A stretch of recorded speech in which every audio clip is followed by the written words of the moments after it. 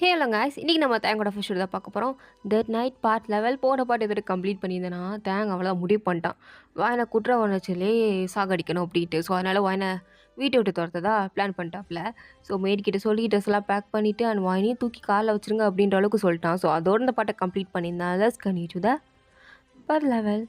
வாயன் கெஞ்சிரா, இல்லை நான் எங்கே இருக்கேன், நீங்கள் என்ன சாகடிக்கிறத கூட அடிச்சிருங்க, நான் எங்கே இருக்கேன், நீங்கள் என்ன எவ்வளோ நாளும் கொடுமைப்படுத்துங்க, நான் வந்து ஸ்டாப் பண்ணுங்க அப்படிலாம் சொல்ல மாட்டேன், நான் உங்களுக்கு நல்லா கோஆப்ரேட் பண்ணுறேன், ப்ளீஸ் என்னை வேணாம், நான் போகலை, என்னை விட்டுருங்க, எனக்கு ஒரு மாதிரி கில்ட்டியாக ஃபீல் ஆகுது, இல்லை நான் போக மாட்டேன் அப்படின்ட்டு வாயின் தேங்கோட காலை பிடிச்சி கத்துறும் போது தான் தேங்க் இப்போ தான் ஏதோ சாதித்த மாதிரி ஒரு எப்படி சொல்கிறது ஒரு ஃபீல். ஸோ அப்படியே வாயினை பார்த்து, இல்லை இல்லை இல்லை நீ இங்கேருந்து போகிறது தான் ரொம்ப சரியாக இருக்கும்.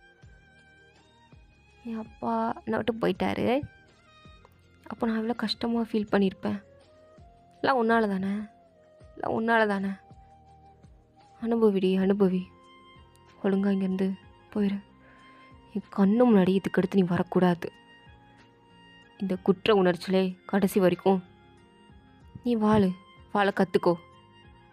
நான் இத்தனை வருஷமாக எவ்வளோ பெயின் அனுபவிச்சிருப்பேன். எப்பன் செத்துட்டான். யாரால உன்னால தானே. போ அக்கா தூக்கிட்டு போங்க, வேலை இழுத்துட்டு போங்கன்னு சொல்கிறேன், எடுத்துகிட்டு போங்க. தம்பி ஏன்பா அக்கா, நான் சொல்கிறத மட்டும் செய்யுங்க, எடுத்துகிட்டு போங்க. இல்லைங்க இல்லை நான் போக மாட்டேன், அவங்கள விட்டு போக மாட்டேன் அப்படின்ட்டு அப்படியே தேங்கோட கையை பிடிச்சிக்கிட்டா. தேங்க்கும் அப்படியே ஒரு மாதிரி வாயினை விடுறதுக்கு மனசு இல்லை தான், இருந்தாலும் அப்பா செத்துட்டாரே கோவம் விரலாமலாம் இருக்கும். போடி ஒழுங்கா போயிரு, கையை விடு. இல்லை நான் போக மாட்டேன் அப்படின்ட்டு அவள் அப்படியே தேங்கோட ஜர்க்கின் அப்படியே பிடிச்சிக்கிறா. தேங்கும் அடிச்சிருவேன், சத்தியமாக அடிச்சிருவேன்டி, பார்த்துட்டு சும்மாலாம் இருக்க மாட்டேன், போயிரு பேசாமல். உனக்கு தான் நான் விடுதலை கொடுத்துட்டேன்ல, சந்தோஷமா இரு, ரொம்ப சந்தோஷமா இரு, போயிரு அப்படின்ட்டு முடியை பிடிச்சி இழுத்து அந்த மேட்கிட்ட தள்ளி விட்டுட்டான். அவங்களும் வாயனை அங்கேருந்து இழுத்துட்டு போயிட்டாங்க. ஏன்னா முதல்ல சொல்லும்போது இழுத்துட்டு தானே போனோம். ஸோ அவங்களும் இழுத்துட்டு போகிறாங்க. வாயனா கதறா, இல்லை நான் அவர் கூட தான் இருப்பேன், என்னை விட்டுருங்க அக்கா தயவு செஞ்சு என்னை விடுங்கக்கா, நான் வந்து இங்கேயே இருந்துக்கிறேங்க்கா, என்னை ஒரு வேலைக்காரியாக கூட நீங்கள் வச்சுக்கோங்க, நான் இங்கேயே இருந்துக்கிறேன், ப்ளீஸ் என்னை விட்டுருங்க அப்படின்ட்டு கதறிட்டு இருக்கும்போதே அப்போ தான் தேங்கோட அம்மா உள்ளே வராங்க. வாயின் இப்படி கதறிட்டே போகிறத பார்த்ததும் அவங்களுக்கு ஒரு மாதிரி கஷ்டமாயிடுச்சு. என்னதான் இருந்தாலும் ஒரு பொண்ணு இப்படி ஒரு மாதிரி அழுதுகிட்டே அப்படியே ஒரு மாதிரி போகும்போது பார்க்குறதுக்கு ஒரு மாதிரி தானே இருக்கும். ஸோ அதனால் நேராக அப்படியே தேங்கிட்ட வந்து, டேய் என்னடா பண்ணிகிட்ருக்க, வாயின் அவங்க எங்கே இழுத்துட்டு போயிட்டுருக்காங்க, எதுவும் கேட்காதீங்கம்மா, தயவு செஞ்சு இங்கேருந்து போயிருங்க. டேய் என்னடா கேள்வி கேட்டால் இப்படி சொல்லிகிட்டு இருக்க, வாயினை எங்கே இழுத்துட்டு போயிட்டுருக்காங்க, என்னடா அவளை கொல்ல போறியா, தேம் நீ அவளை அப்பாவை கொன்னதுக்கு பழி வாங்க போகிறேன்னு தான் சொல்லிட்டு இருந்தேன், அதுக்காண்டி அந்த பிள்ளைய கொல்றதெல்லாம் தப்பு தேம். மா சும்மா இருக்கீங்களா, நான் ஒன்றும் அவளை கொல்லலாம் போகிறதில்ல, நான் அவளை விட்டுட்டேன் அவ்வளோதான், அவள் போட்டும், அப்பா எதுக்கு செத்தாருங்கிற காரணத்தை நான் சொல்லிட்டேன். அவள் காலம் ஃபுல்லாக தன்னால் ஒருத்தர் இறந்துட்டாரே அப்படின்ட்டு கில்ட்டிலே சாகட்டும், அதுக்காண்டி தான். என்னடா சொல்கிற, இல்லைம்மா வயன் ரொம்ப நல்ல பொண்ணு, அப்படிப்பட்ட நல்ல பொண்ணால் ஒருத்தர் இறந்துருக்காரு அப்படிங்கும்போது வயனுக்கு கொஞ்சம் இல்லை ரொம்பவே இலகுன மனசு. அவள் அதை நினச்சி ரொம்ப ஃபீல் பண்ணுவான்னு எனக்கு தெரியும். அந்த கில்ட்டிலே அவள் இருந்துட்டு போட்டும். அவளுக்கு அவ்வளோ கில்ட்டியாக இருக்கும்போது, ரொம்ப மன கஷ்டமாக இருக்கும்போது அவள் சத்தியமாக நிம்மதியாக இருக்க மாட்டாள். அப்புறத்துக்கு நான் அவளை டார்ச்சர் பண்ணணும், அவள் நிம்மதியை கெடுத்துட்டேன். அதுவே அப்பா சாவுக்கு நான் கொடுக்குறதா இருக்கட்டும், விட்டுருங்க அவள் போட்டும். தேம் நீ உண்மையாகவே வாயினா அதுக்காண்டி தான் விடுறியா, உண்மையை சொல்லு. மா அதுக்காண்டி தான் விடுறேன், நீங்கள் என்ன நினச்சிட்ருக்கீங்க, நான் ஏதோ லவ் பண்ணுறேன் அதை விட்டு நினச்சிட்ருக்கீங்களா, லூஸ் திரும்ப பேசாதீங்கம்மா. இல்லை தேவம் அதுக்காண்டி சொல்லலை, அவ்வளோதான், நீ விட்டுட்டீல போன அனுப்பிட்டீல, அப்போ ஏன் நீ ஒரு மாதிரி இருக்க, ஏன் சோகமாக இருக்கிற, நான் உன் அம்மாடா, உன்னை பற்றி எல்லாம் எனக்கு தெரியும், நீ எப்போ எந்த மாதிரி ரியாக்ட் பண்ணுவேன்னு. இப்போவும் நீ எந்த மாதிரி ரியாக்ட் பண்ணுற அப்படிங்கிறது உன் ஃபேஸை பார்க்காமலே உன் வாய்ஸை வச்சு மட்டுமே என்னால் கண்டுபிடிக்க முடியும். எனக்கு தெரியும் ஏன்னா உனக்கு பிடிக்காது தான், கொஞ்சம் கோவத்தை காட்டுவேன், இருந்தாலும் இந்த 6 மாதத்தில் நான் உன்னை தெரிஞ்சுக்கிட்டேன். வயனை நீ நல்லா புரிஞ்சு வச்சுருக்க, அதே மாதிரி வானும் உன்னை நல்லா புரிஞ்சு வச்சுருக்கா. உங்கள் 2 பேருக்குள்ள ஒரு நல்ல அண்டர்ஸ்டாண்டிங் இருக்குது. உங்களுக்குள்ள லவ் இருக்கா இல்லையாலாம் எனக்கு தெரியாது. ஆனால் 2 பேரும் அவ இல்லாமல் நீ எப்படி இருக்க போகிறேன்னு எனக்கு தெரில அப்படின்ட்டு அவங்க அம்மா பாட்டுக்கு சொல்லிட்டு போயிட்டாங்க. டேங்க் ஆனால் கண்ணெல்லாம் கலங்குது, ஒரு மாதிரி கடுப்பாகுது. என்ன பண்ணுறதுனே தெரில. அங்கே இருக்கிற எல்லா பொருளையும் தூக்கி போட்டு உடச்சிட்டு இருக்கான். அவங்க அம்மாவுக்கு இந்த சத்தம்லாம் கேட்குது, இருந்தாலும் எதுவுமே பண்ணுறதில்ல. வாயனை அப்படியே வெளில எடுத்துகிட்டு போயிட்டு இருக்காங்களா. அவள் வரமாட்டேன்னு சொல்லிட்டு ரொம்ப அடம் பிடிச்சிட்டு இருக்கா. அப்போ அவங்க அம்மா வந்து வாயன் முன்னாடி போய் நிற்கிறாங்க. அவள் ஆன்ட்டின்னு சொல்லிட்டு காலில் வந்து விழுந்துட்டா. அத்தை என்னை மன்னிச்சிருங்க அத்தை, நான் வேணுக்குலாம் எதுவும் பண்ணல அத்தை, என்னை தயவு செஞ்சு புரிஞ்சுக்கோங்க. என்னை மன்னிச்சிருங்க அத்தை, எனக்கு புரியுது என் மேலே நீங்கள் ரொம்ப கோபமாக இருக்கீங்கன்னு, இந்த மன்னிப்பு கூட நீங்கள் மன்னிக்க மாட்டீங்கன்னு. ஆனால் எனக்கு எனக்கு இதுதான் தண்டனை அப்படிங்கிறத நான் புரிஞ்சுக்கிட்டேன். என்னை கடைசி வரைக்கும் இந்த வீட்டில் ஒரு வேலைக்காரியாவது வச்சுக்கோங்க. நான் இங்கேயாவது இருக்கிறேன். என்னை தயவு செஞ்சு அம்மா அப்பா வீட்டுக்கு மட்டும் அனுப்பிடாதீங்க. என்னால் முடியல, எனக்கு வேணாம், என்னை விடுதலை மட்டும் பண்ணாதீங்க, வேணாம், என்னை விட்டுறாதீங்க அப்படின்ட்டு வாயன் ரொம்ப அழுகிறா. அவள் அழுகிறத பார்த்ததும் அவங்க அத்தைக்கே மனசு இறங்கிடுச்சு போல். அப்படியே கீழே இறங்கி, இங்கே பாரு வாயன், தேங்க ஒரு முடிவு எடுத்திருக்கான். அவனை மீறி என்னால் எதுவும் பண்ண முடியாதுமா. அதுக்குன்னு நான் அவனை மன்னிச்சிட்டேன் அப்படின்னு கேட்டாலுமே வேணா அவர் வந்து நீ அந்த வீடியோ போஸ்ட் பண்ணதால் மட்டும் செத்துட்டாங்கன்னு சொல்ல முடியாது. எனக்கு புரியுது வயன், நீ அதை தெரிஞ்சு பண்ணியா தெரியாமல் பண்ணியாலாம் எனக்கு தெரில. ஆனால் நீ இவ்வளோ ஃபீல் பண்ணுறதை பார்த்தா ஒரு விஷயம் மட்டும் எனக்கு ரொம்பவே நல்லா புரியுது, நீ வேணும்னு இது பண்ணலன்னு. உன்னால் மன்னிக்க முடியுமான்னு தெரில வயன், ஆனால் நான் ட்ரை பண்ணுறேம்மா அப்படின்றாங்க. வாணிக்கு இந்த வார்த்தையை கேட்டதுமே இன்னுமே அழுக வருது. இன்னுமே ரொம்ப கில்ட்டியாக இருந்துச்சு. இவங்க எவ்வளோ நல்லவங்களா இருக்காங்க, தேங்க ரொம்ப நல்லவராச்சே, நான் தான் எவ்வளோ பெரிய தப்பு பண்ணிட்டேனா அப்படின்ட்டு ரொம்ப ஒரு மாதிரி ஆகுது. அவள் கத்துறா தேங்கன்னு கத்திக்கிட்டே இருக்கா. தேங்க்கும் இந்த சத்தம் நல்லா கேட்குது. இருந்தாலும் கண்ணை மூடிக்கிட்டு கத்தாத அப்படின்ட்டு காதில் அப்படியே ஹெட்ஃபோனை போட்டுக்கிட்டு அவர் பாட்டுக்கு அழுதுகிட்டு எல்லாத்தையும் போட்டு உடச்சிக்கிட்டு இருக்கான். அவங்க அம்மாவுக்கும் இது நல்லாவே தெரியுது. அப்படியே வாயனை பார்த்து, நீ போயிட்டு வா போ அப்படின்ட்டு மேடிக்கிட்டலாம் சொல்லி அவளை காரில் தூக்கி போட்டு கட்டி வச்சுருங்க அப்படின்றாங்க. அவங்களும் சொன்ன மாதிரி செஞ்சுட்டு வாயனை அப்படியே அதுலேருந்து அனுப்புகிறாங்க. ஸோ அந்த காரை அப்படியே தேங்கோட வீட்டுக்கு காம்பவுண்டுக்கு வெளில அப்படியே கிராஸ் ஆகி போகுது. அப்படி போகும்போது வாயனுக்குலாம் அவ்வளோ வலி, அவ்வளோ அழுகிறா. தேங்குமே இதை விண்டோ வழியாக அவள் போயிட்டா அப்படிங்கிறத அக்செப்ட் பண்ணிக்க முடியாமல் அதையே பார்த்துட்டு ஃபீல் பண்ணுறாரு. நான் எதுக்கு இப்படி அழுதுட்ருக்கேன், தேவங்க நீ அழுகிற கேரக்டர்லாம் கிடையாதுடா, அழுகாதடா, ச்சே போய் இந்த லூஸுக்கு அழுகிறேன். லூஸு தான், அவள் பைத்தியம் தான், பைத்தியம். எனக்குன்னு வந்து வச்சுருக்கா பாரு பைத்தியக்காரி அப்படின்ட்டு.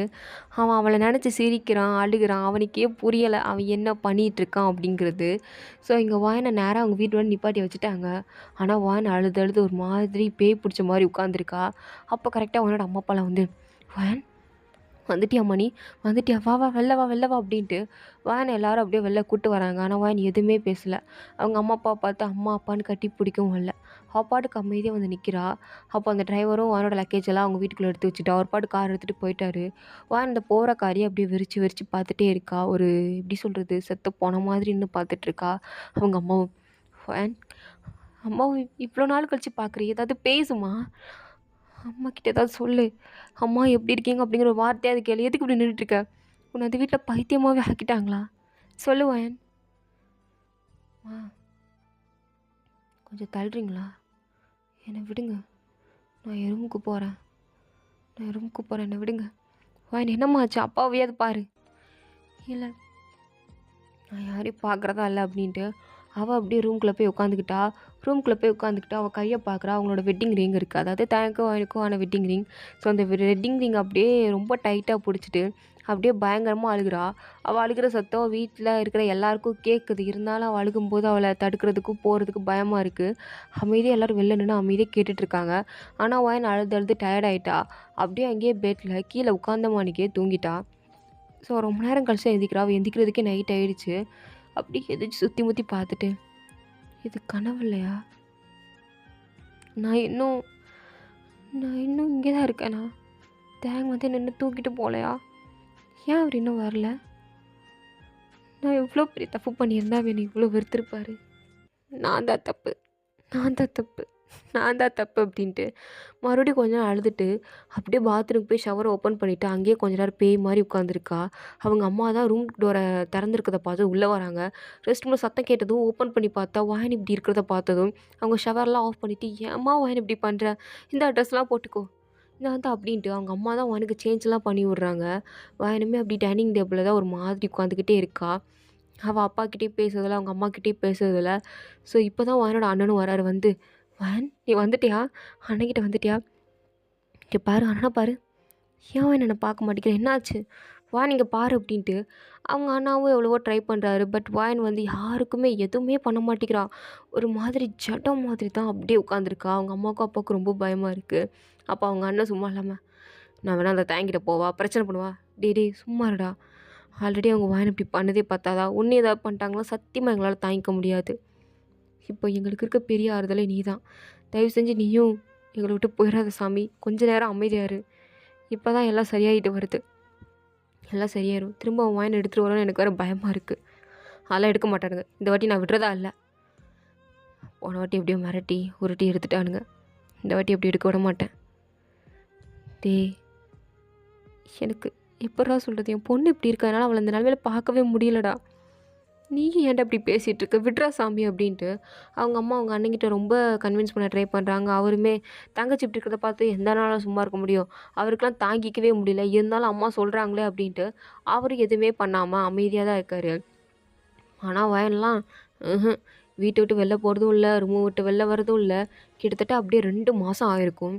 இந்த 2 மாதமும் வயன் வந்து யார்கிட்டையும் பேசல. அவங்க அம்மா மூஞ்ச கூட இன்ன வரைக்கும் பார்க்கல. அப்படியே தேங்காய் காமிச்சா அவர் அப்படியே மனுஷன் ஃபுல்லாக பிஸி ஆகிட்டார். அவனோட திங்கிங்லாம் வரவே கூடாது அப்படிங்கிறதுக்காண்டி பிஸ்னஸ் எவ்வளோ ஃபோக்கஸ்டாக இருக்க முடியுமோ அவ்வளோ ஃபோக்கஸ்டாக இருந்து இப்போ அவங்க பிஸ்னஸ் முன்னை விட கொஞ்சமே டாப்பாக இருக்குது.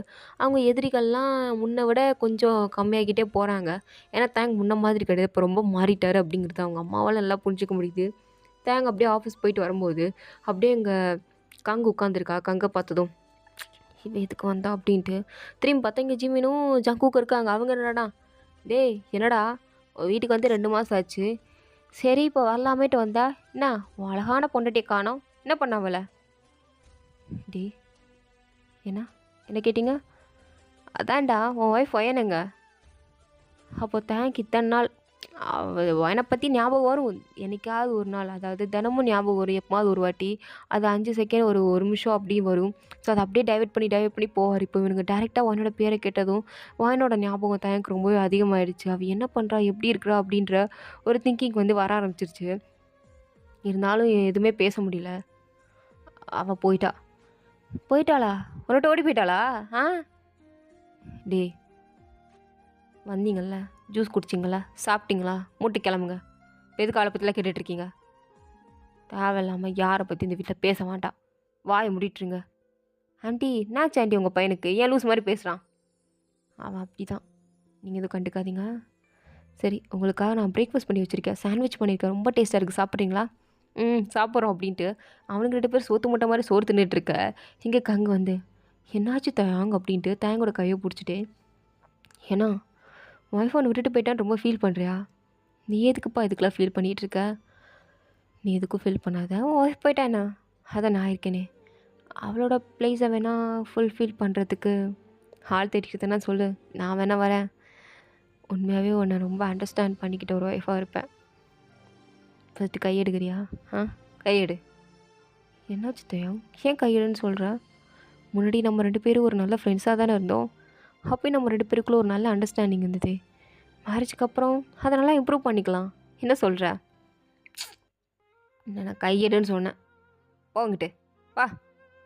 வந்துட்டா பெரியவா மாதிரி. ஏய் என்னப்பா ஆச்சு உனக்கு? ஏய் வாய முறி, தேவலாம் காண்டேத்தாத.